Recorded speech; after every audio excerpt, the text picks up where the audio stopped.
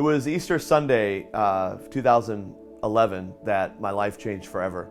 My wife had been really sick for about a week and a half or so, and at 2 a.m. she woke me up and she said, I can't take it. I'm in too much pain. I need to go. And I'll never forget the doctor, because he couldn't speak clearly. He just stuttered.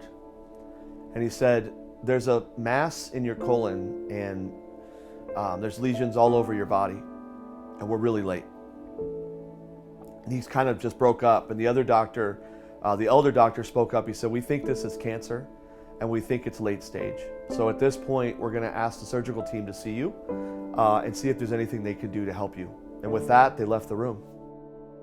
Honestly, what I heard was shattered glass. I felt every dream, every hope, every desire of our marriage, our life together, I felt like it had just fallen to the ground. And she looked up at me with tears in her eyes. It was Easter Sunday, and she just said, Jesus still rose, so we will trust.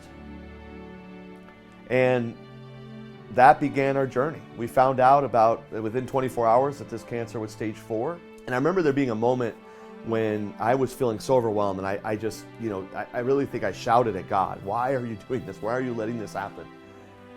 And the next morning, Angela reminded me that there was purpose in this and that God had a plan here.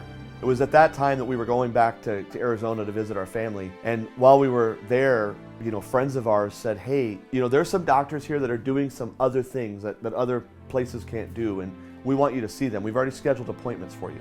These treatments weren't covered by insurance. These weren't traditional. These weren't normal. They weren't going to be paid for. And so we had to figure out how to come up with, over $100,000. I launched a Facebook page and a support page. And I said, I need your help to help save my wife's life. And 24 hours after I launched that campaign, we had raised $11,000.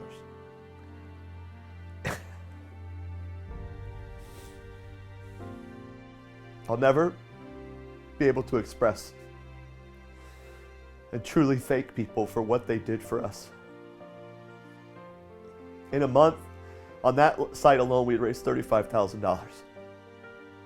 And other people had done other fundraisers, and we had raised over $60,000. And Angela got those treatments. And she finally started pushing the cancer back.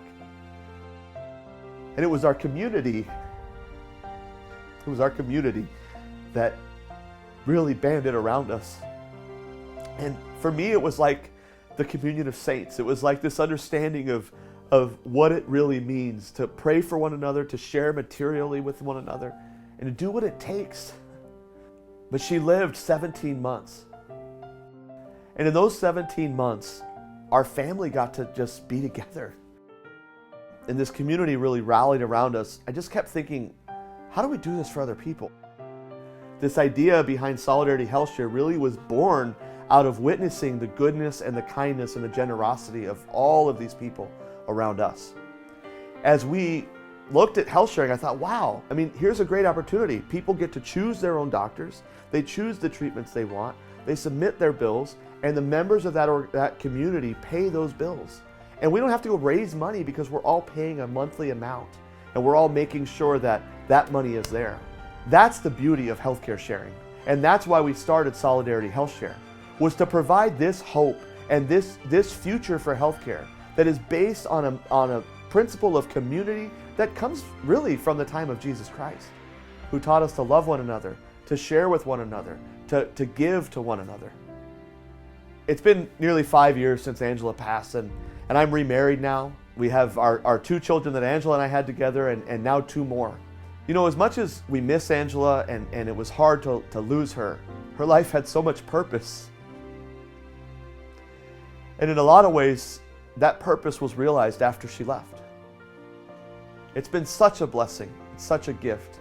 And I'm so grateful because there's so many times where God has really shown that this was his plan all along, And so I look at my family now and I just think, wow, why am I so lucky?